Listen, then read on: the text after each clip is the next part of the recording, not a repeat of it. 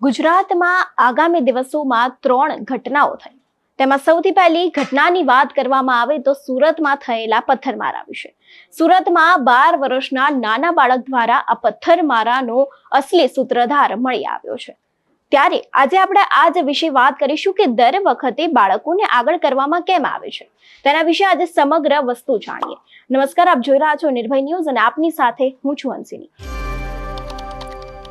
આની અગાઉ પણ કચ્છમાં જ્યારે પથ્થરમારો થયો હતો તેમાં પણ બાળકોને ઘસેડવામાં આવ્યા હતા આગળ, અને તેની પછી પણ જ્યારે જમ્મુ કાશ્મીરમાં પથ્થરમારો થયો હતો તેમાં પણ બાળકોનો હાથ રહેલો હતો। ત્યારે બાળકોને આગળ કરીને આવા કાર્ય કેમ કરાવવામાં આવે છે અને કેમ કોમી એકતાને બહોળવામાં આવે છે તેવા પણ અનેક સવાલો ઊભા થયા છે।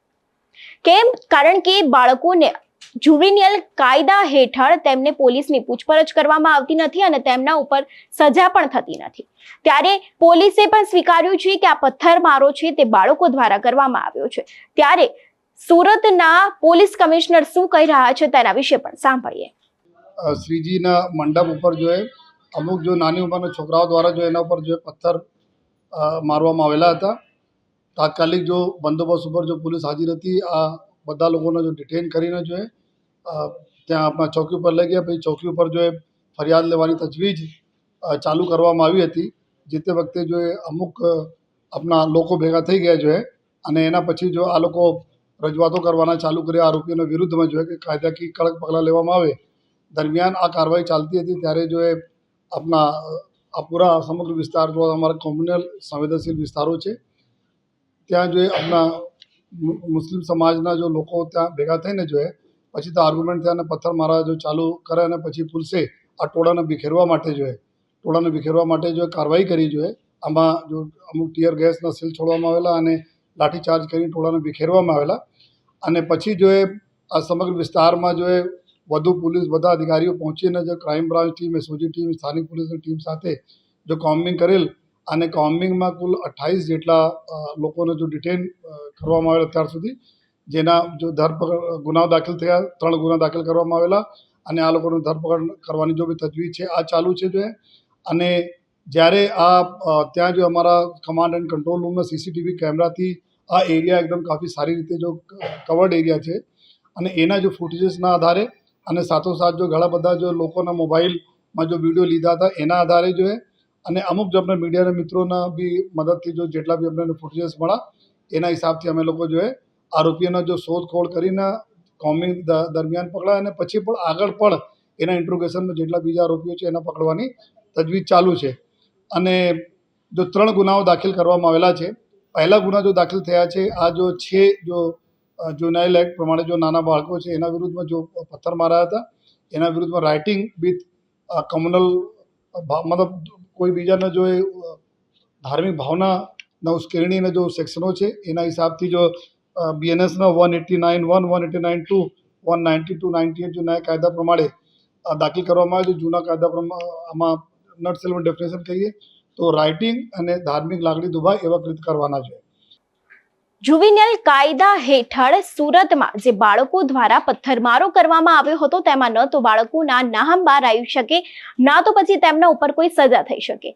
ત્યારે કોમી એકતાને બહોળવા માટે વિદ્યાર્થીઓને શું સૂત્રધાર બનાવવામાં આવી રહ્યા છે તેવા પણ અનેક સવાલો ઊભા થઈ રહ્યા છે। ત્યારે કેમ દર વખતે વિદ્યાર્થીઓને આગળ કરવામાં આવે છે અને બાળકોને આપણે જે શિક્ષિત કરી રહ્યા છે, આપણો સમાજ તેમના દ્વારા શિક્ષિત કરવામાં આવ્યો છે, ત્યારે કેમ આ દરેક ઘટનાઓમાં બાળકો આગળ આવ્યા છે તે પણ એક સવાલ ઉભો થાય છે। ત્યારે જો આવીને આવી રીતે બાળકોને આગળ કરીને આવા કામ કરવામાં આવશે અને આવી રીતે ઘટનાને અંજામ આપવામાં આવશે તો આગળ જઈને આપણા સમાજ ઉપર પણ એક સવાલ ઊભો થાય છે। સુરતમાં જે પથ્થરમારો થયો હતો રવિવારે રાત્રે તેનો અંજામ આપ્યો હતો 6 નાના બાળકોએ। તેઓ રિક્ષામાં બેસીને ઘટના સ્થળે પહોંચ્યા હતા અને ઘટના સ્થળે જઈને તેમણે પથ્થરમારાની શરૂઆત કરી દીધી હતી અને આ સમગ્ર ઘટના છે તે 12 વર્ષના નાના છોકરાએ અંજામ આપી હતી। જો કે તેના ઉપર કોઈ કાયદેસરની કાર્યવાહી થઈ શકે નહીં, કારણ કે તે ઉંમર નાની છે અને તેના ઉપર કાયદા હેઠળ કોઈ જ કાર્યવાહી કરી શકાય નહીં તેવા પણ આપણા કાયદા છે। તે માટે થઈને શું આ એક ષડયંત્ર હોઈ શકે કે બાળકોને આગળ કરીએ જેથી કરીને તેઓ ઉપર કાયદેસરની કાર્યવાહી થાય નહીં અને આ પથ્થરમારો છે તેને અંજામ આપી દેવાય? ત્યારે આવા કેમ કામ કરવામાં આવે છે ને આની પાછળ શું ષડયંત્ર હોઈ શકે છે તેવા પણ અનેક સવાલો ઊભા થાય છે. સુરતમાં જે પથ્થરમારો થયો તેને લઈને અનેક જગ્યાએ તપાસ કરવામાં આવી રહી છે અને અત્યારે હાલ પણ જ્યાં પથ્થરમારો થયો હતો તે જગ્યા ઉપર ચેકિંગ અને બંદોબસ્ત પોલીસનો લગાવવામાં આવ્યો છે. તે છતાં પણ તેમના દ્વારા એવું કહેવામાં આવ્યું હતું કે પહેલેથી સંવેદનશીલ વિસ્તારોમાં પોલીસનું પેટ્રોલિંગ શરૂ હતું. તે છતાં પણ નાના બાળકો દ્વારા અહીં પથ્થરમારો કરવામાં આવ્યો હતો. આ શા માટે પથ્થરમારો કરવામાં આવ્યો અને બાળકોને કેમ આગળ રાખવામાં આવ્યા હતા તેવા પણ અનેક સવાલો ઊભા થાય છે. આની પહેલા પણ જ્યારે કચ્છમાં પથ્થરમારો થયો હતો તેમાં પણ બાળકોનો હાથ હતો અને જમ્મુ કાશ્મીરમાં જે મોટી બવાલ થઈ હતી તેમાં પણ બાળકોને આગળ કરવામાં આવ્યા હતા અને કોમી એકતાને બહોળવામાં આવી હતી. ત્યારે બાળકોને આગળ એટલા માટે પણ કરવામાં આવે છે કારણ કે તેમના ઉપર કોઈ કાયદા લાગતા નથી, તેમને સજા થતી નથી અને તેમનું નામ પણ બહાર નથી આવતું. જ્યારે સુરતમાં પકડાયેલા બાળકોને વાતચીત કરવામાં આવી ત્યારે તે 6 બાળકોની એક જ વાર્તા હતી. એટલે આના ઉપરથી એવું પણ કહી શકાય કે બાળકોની વચ્ચે પહેલેથી જ વાત થઈ ગઈ હતી કે જો કદાચ આપણને કોઈ પૂછે તો આપણે લોકોએ તેમને આ જ વાર્તા કહેવાની છે. ત્યારે આ બાળકો પાસે આટલા બધા પથ્થર આવ્યા ક્યાંથી તેવા પણ અનેક સવાલો ઊભા થાય છે. બાળકો પાસે એટલા પથ્થર હતા કે તેમને મૂર્તિ પણ ખંડિત કરી નાખી હતી. અને અંતે ગૃહ રાજ્યમંત્રી હર્ષ સંઘવી પણ એ ઘટના સ્થળે પહોંચી ગયા હતા. જો કે દરેક લોકોને પકડવામાં આવ્યા છે અને અત્યારે હાલ પણ આ મુદ્દે તપાસ ચાલી રહી છે. ત્યારે પોલીસના પણ અનેક નિવેદનો સામે આવ્યા છે, પરંતુ પ્રશ્ન એ જ છે કે આ રીતે બાળકોને આગળ કરવામાં આવશે તો આ વસ્તુ સમાજ માટે ખરાબ સાબિત પણ થઈ શકે છે. અને જે બાળકો ભણી રહ્યા છે, જે નાના ભૂલકાઓ છે, તેમના ઉપર આની શું અસર થશે તે પણ હવે જોવાનું છે. તેની સાથે જો વાત કરવામાં આવે કે દરેક જગ્યાએ જે પથ્થરમારો થયો છે તેમાં મોટે ભાગે આગળ પડતા બાળકો છે. આમાં પણ સૂત્રધાર તરીકે એક નાના 12 વર્ષના બાળકનો સમાવેશ થાય છે. તે રિક્ષામાં બેસીને આવ્યો હતો. સૌપ્રથમ તેને લિફ્ટ માંગી હતી. આગળ જઈને તેને રિક્ષા ધારકને કહ્યું કે બીજા 4 મિત્રો મારા બેસે છે. તેવું કરીને તેઓ ઘટના સ્થળે પહોંચ્યા હતા અને ત્યાં જઈને પથ્થરમારાને અંજામ આપ્યો હતો. આ પથ્થરમારો રવિવારે રાત્રે થયો હતો. ત્યારે આજે 6 બાળકો છે તેમના દ્વારા પથ્થરમારો કરવામાં આવ્યો હતો. જો કે બાળકોને બતાવી શકાય નહીં કારણ કે કાયદા પ્રમાણે આ કરવું અયોગ્ય છે.